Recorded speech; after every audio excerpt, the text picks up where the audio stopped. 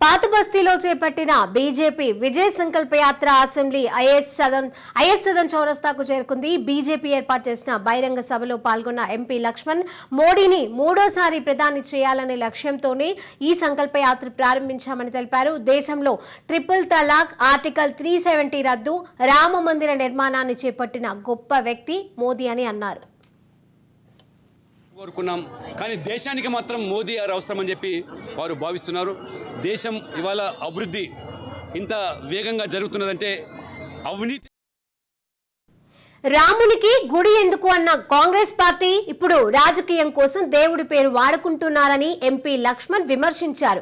Congress, BRS, ఓవైసీలు తొత్తులుగా మారి పాతబస్తీ అభివృద్ధి జరగకుండా చేస్తున్నారని ఆరోపించారు. రామునికి గుడి ఎందుకన్న కాంగ్రెస్ కావాలో వద్దా అని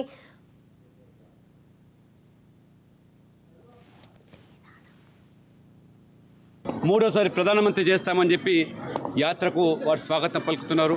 మంగళ హారతులతో వారి అభిమానాన్ని వ్యక్తం చేస్తున్నారు. మొన్న ఎన్నికల్లో స్థానికంగా మేము ఉచితాలు, గ్యారెంటీలు నమ్మి ఓట్లేసి కాంగ్రెస్ పార్టీని గెలిపించాము.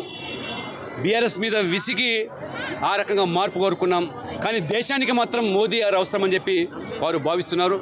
దేశం ఇవాళ అభివృద్ధి ఇంత వేగంగా జరుగుతున్నదంటే అవినీతి రహిత పాలన, కుటుంబ రహిత పాలన, బుజ్జగింపు చర్యలకు తిలోదకాలకిచ్చే మోదీ గారికి అండగా ఉంటామని.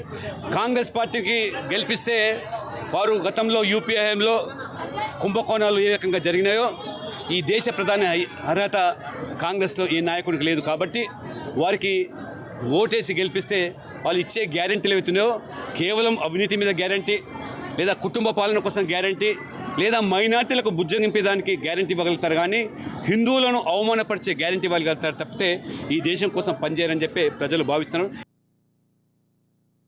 మూడోసారి ప్రధానమంత్రి చేస్తామని చెప్పి యాత్రకు వారు స్వాగతం పలుకుతున్నారు. మంగళ హారతులతో